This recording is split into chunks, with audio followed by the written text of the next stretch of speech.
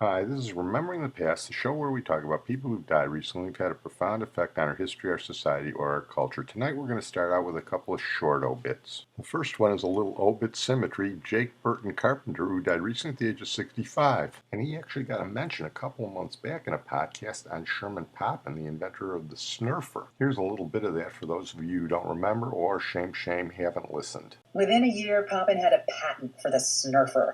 It was not quite like the modern snowboard. You just stood on top of the board, steered with a rope attached to the nose, and down you went. The sport quickly grew from Poppin's Michigan snow dunes. Brunswick, a sports equipment company, made snurfers starting in 1966. An estimated 1 million of them had been sold by the end of the 70s. The Snurfing World Championships were held in Muskegon from 1968 to 1985. Wendy Poppin says around the second or third year of competition, a young snurfer named Jake Burton Carpenter showed up with a tricked-out board. It was wider and even had boot bindings. And people were saying, no, he can't compete. This is a snurfing contest. And my dad said, no, I think it's great. Let's create an open division so people can create their own boards and compete. Well, Jake Burton Carpenter took his creation and he founded Burton Snowboards, now one of the oldest and biggest snowboarding companies in the world. I think Jake Burton Carpenter approached them a couple years after the first snowboarding competitions because he would have only been a young teenager at that point. I think it was probably when he was in his 20s, and according to his account, it was in the mid-70s. And Jake Burton Carpenter also managed to get snowboarding as an Olympic sport at Nagano in 1998. So if Sherman Poppin was the father of snowboarding, Jake Burton Carpenter was certainly the favored son. Well, we're going to move on now for another brief profile of Gahan Wilson, who died recently at the age of 89. Really bizarre cartoonist. He was born not too far from here in Evanston, and he had a bad childhood in terms of his parents, who were somewhat emotionally detached, and his father was an alcoholic, so Gahan Wilson turned to cartooning, even before he could read and write. He studied at the Art Institute. But the distinctive thing about his cartoons is they're really macabre. There's monsters and ghouls and murder. So he left the Art Institute as a young man to make his fortune in New York City. And for 50 years he was known for his ghoulish, twisted visions that combined horrific elements with comedy, as well as his political and ecologic cartoons.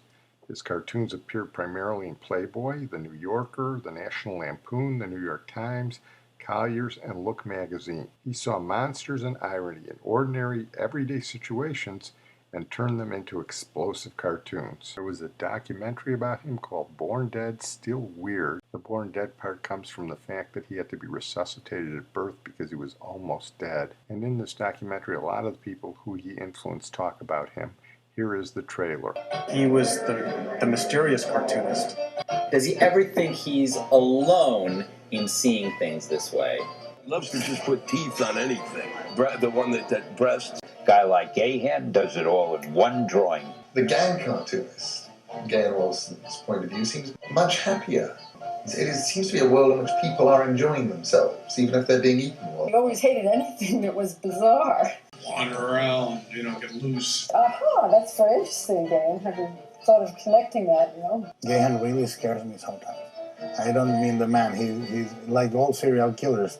He looks very sweet on the outside, and he's mild. I was really scared, but I went back and looked at it all the time.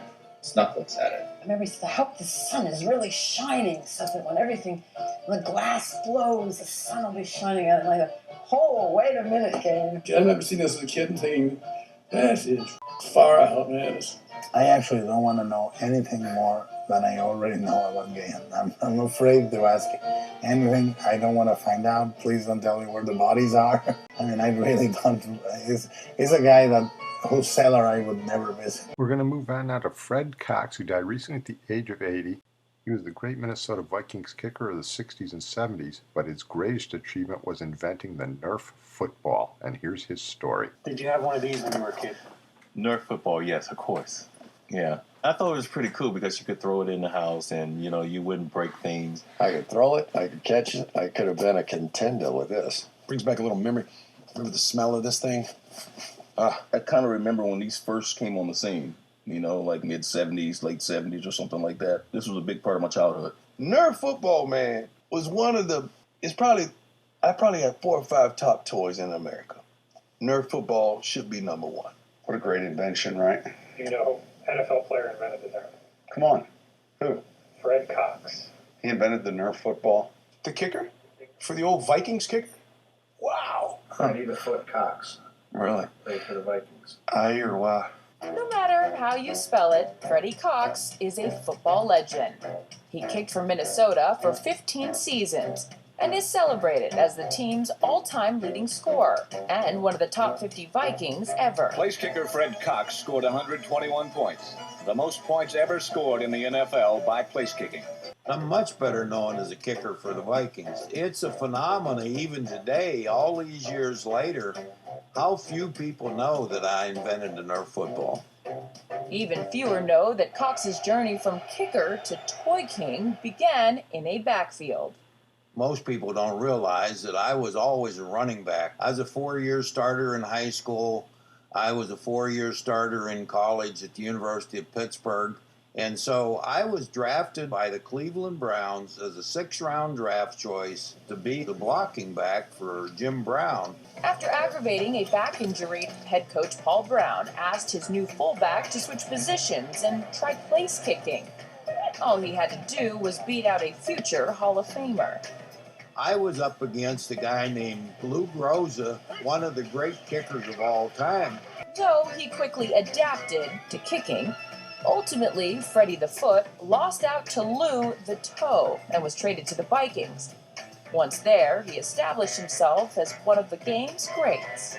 Fred Cox was the Vikings' most valuable player in 1970, setting records almost every time he kicked. In the summer of 1971, Cox received a visit from John Maddox, a local entrepreneur who wanted the kicker's advice.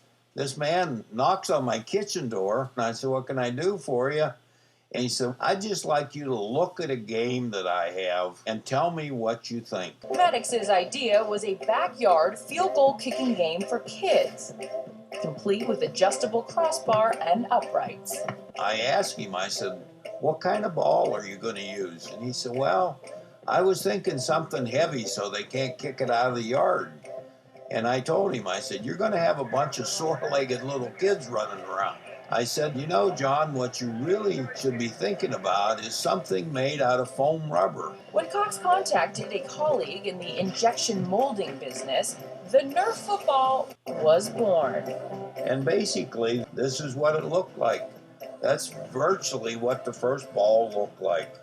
And we looked at it and said, you know, that really looks good. After field testing their product with some neighborhood kids, Cox and Maddox took their game to Parker Brothers.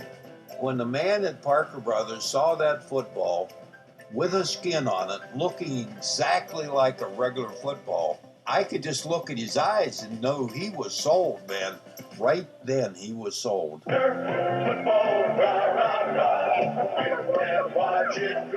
This was one of the most creative commercials ever. The kid dropped back and he was just squeezing it like that. And every time he squeezed it, you just got up and said, "Mama, I want me a Nerf."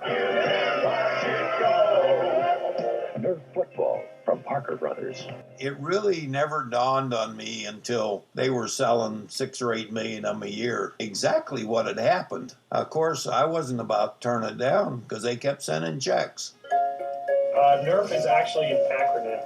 Do you know what NERF stands for? No, I have no idea. NERF stands for non-expanding recreational foam. Non-expanding recreational foam? That's not good. How about not even a real football?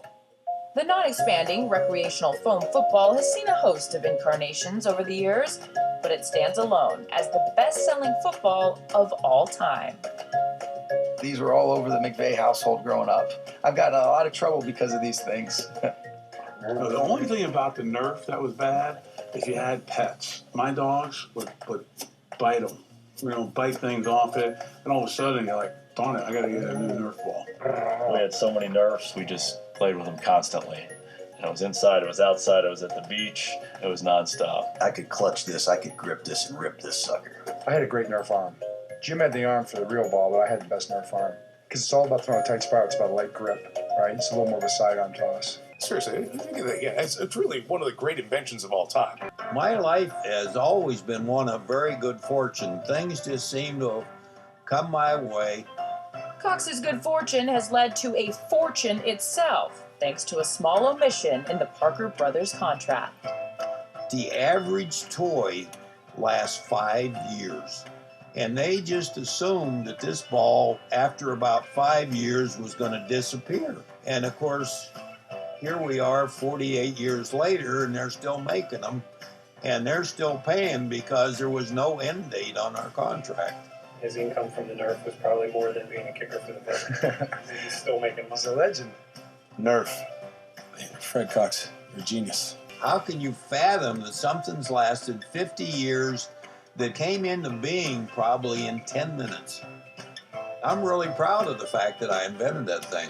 Well, I'm going to close on that note. I want to thank my producer and IT genius, Sid Tepps. And we're going to close tonight with Michael J. Pollard, who died recently at the age 80. Distinctive actor. You would never forget his face and his voice. He was in movies and television a lot, but he's best known for his Academy Award-nominated performance in 1967's Bonnie and Clyde as C.W. Moss. And all you have to do is say C.W. Moss and you think of Michael J. Pollard. Started out in television. He played Maynard G. Krebs' cousin on Dobie Gillis, which will become important in a little while. They were prepping him for a big role in 1959 when Bob Denver was drafted, and they figured they'd have to have a replacement. But Bob Denver was declared 4F, so he came back to the show as Maynard G. Krebs, and Michael J. Pollard's character was cut out.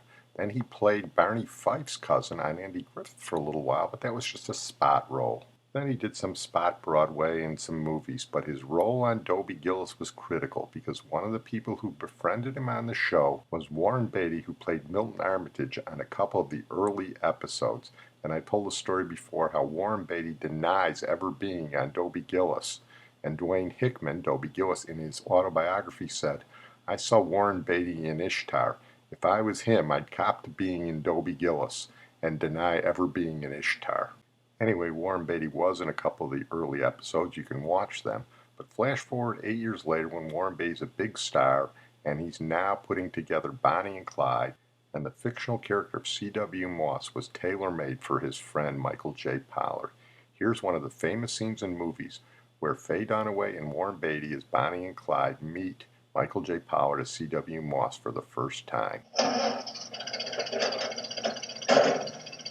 Hey, you just tell me what was wrong with that boy. Dirt. Dirt? Dirt in the fuel line. Just blowed it away. Excuse me, ma'am. Is there anything else I can do for you today? You're a smart fella. You sure do know a lot about automobiles, don't you? Yes, I guess I do. Well, would you know what kind of car this is? This is a 4-cylinder Ford Coupe? No. Sure is. This is a stolen 4-cylinder Ford Coupe. Hey, you ain't scared, are you? Huh? I believe he is. Well, that's a pity now. We sure could have used a smart boy like that who knows such a great deal about automobiles. Hey, you good driver, boy? Yeah, reckon I am. You better off here. What's your name, boy? C.W. Moss. Well, I'm Miss Bonnie Parker, and this here's Mr. Clyde Barrow. We rob banks. Hey, now, there ain't nothing wrong with that, is there? Oh. Clyde, he ain't the one. Let's go. Hey, boy. You think you got the guts for our line of work? What are you talking about? I spent a year in reformatory. A man with a record. I know you got the nerve to shortchange old ladies who are coming in for gas. What I'm asking you is, have you got what it takes to pull bank jobs with us? Mr. C.W. Moss. Sure I do. I ain't afraid. That's what you think. Prove it. Well, he goes off with them on their crime spree and unwittingly becomes their undoing ultimately. As a final tribute to Michael J. Pollard, let's do a little bit of Foggy Mountain Breakdown by Flatt and Scruggs from the movie. I may have done this before, but it's good enough that we should do it again, and it's a fitting tribute to C.W. Moss.